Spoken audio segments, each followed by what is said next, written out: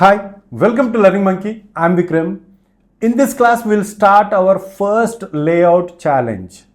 So, what are these layout challenges? As we go on, we are going to get these layout challenges. So, what these layout challenges is, we are going to take real world user interfaces. So, the interfaces, the layouts which are very frequently available on the web pages. So, we are going to take those layouts and we will try to implement those layouts in our layout challenges. And this is our first layout challenge. And in this challenge, we will try to create our header layout. We are going to take a frequently available header layout and we'll try to implement that layout. Let's go on to our Visual Studio Code. This is the layout that I have taken for header, and these kind of layouts, you take any web page, most of the web pages, we are going to get these layouts. So this is what the header means.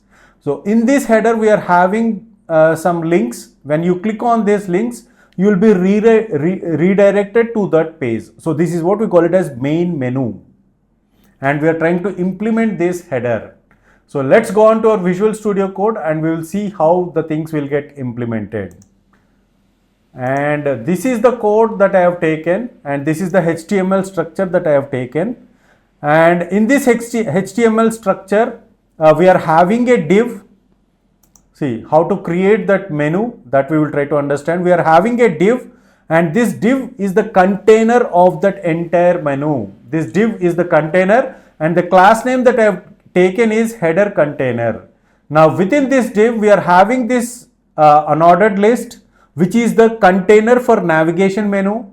And each list item is having an anchor tag for this text. Means whenever we click on this anchor tag, whenever we click on this home button, we will be redirected to this anchor tag. So that is the reason why every list item is having an anchor tag, and within that anchor tag, the text for the list item is embedded. And similarly, there are 4 list items, and the last one is logout. First one is home, and in between we are having about and contact. Okay, so let's see the output first, so that you will get an idea, and later we'll discuss the styling part. Let's go on to our output. So let's see the output. So this is our output. So this is our navigation menu, and this is looking like this. If we haven't discussed any of the styling so far, and this is how our header layout is looking like. Now I want this header to be changed like this. So I want to make this header to be looked like this. So how can I start with? So going back to our coding part, and what we are going to do is, so far in our previous classes we have seen internal styling. But from this class and in this layout challenges, we will go on with the external styling. So for that, I have taken the link element, and the styling comes from this style.css. And we have discussed about this external styling in our early videos. So this style.css, we haven't started any of the styling. For remembrance, I have taken the color code, the header color code, that green color is there, right? So I have taken the color code for that for remembrance. So let's start with our header container. So this is the header container. Let's style this. So now header container, and how this header container, how I want this header container to look like. So header container is having a padding space. Around your list menu, I want to create a padding space. Okay. So let's make it as a padding of, let's make it 10 pixels, 10 pixel padding. And let's see the output. So for every change, we will see the output. So a padding of 10 pixels is a bit wider. We will make it as 5 pixels. Okay. So a padding of 5 pixels has been created. Okay. Around all the list menu. Okay. So we'll inspect that also. So how to inspect your web page? So click on that div and just click inspect.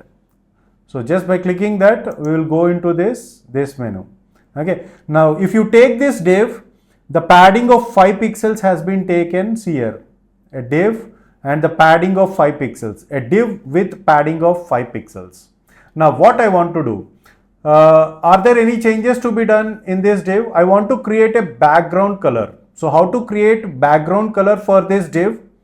How to create background color? So the property is background color, and what is the color that I would like to give? I would like to give this color.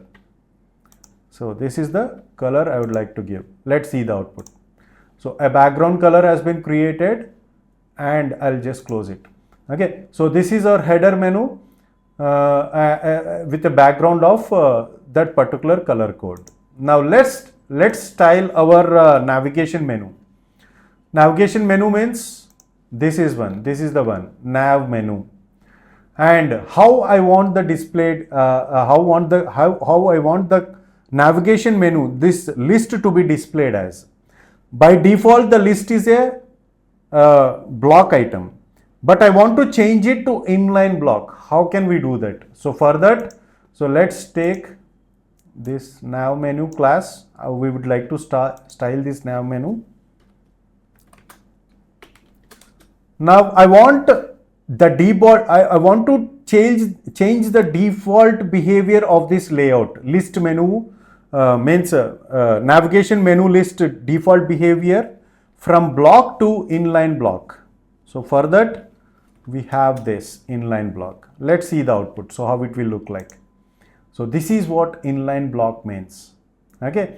Now if you check this, there is a space between each and every element. So how to create that space? So far, by using the knowledge that we have with the elements that we have seen so far, so what is that which brings that space? It is margin right. To the right of every element, list element, I want to create a margin, and I want that margin to be, let's take it as 8 pixels. It looks decent. Okay. So let's see the output.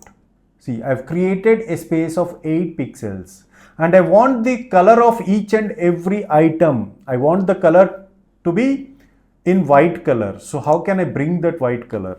So we have a property, color property, and what is the code for white color? So we are not going to use named colors from now on. We will always use the hexadecimal codes. So the hexadecimal code for white color, no need to get that hexadecimal code from our color wheel. So the default name, the color code for white color is 6 Fs, and for black color it is 6 zeros, because all the colors are between black and white.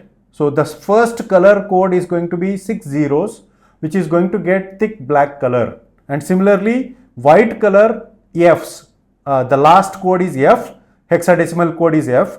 So 6 Fs is going to get as white color. Let's see the output. So how it will look like.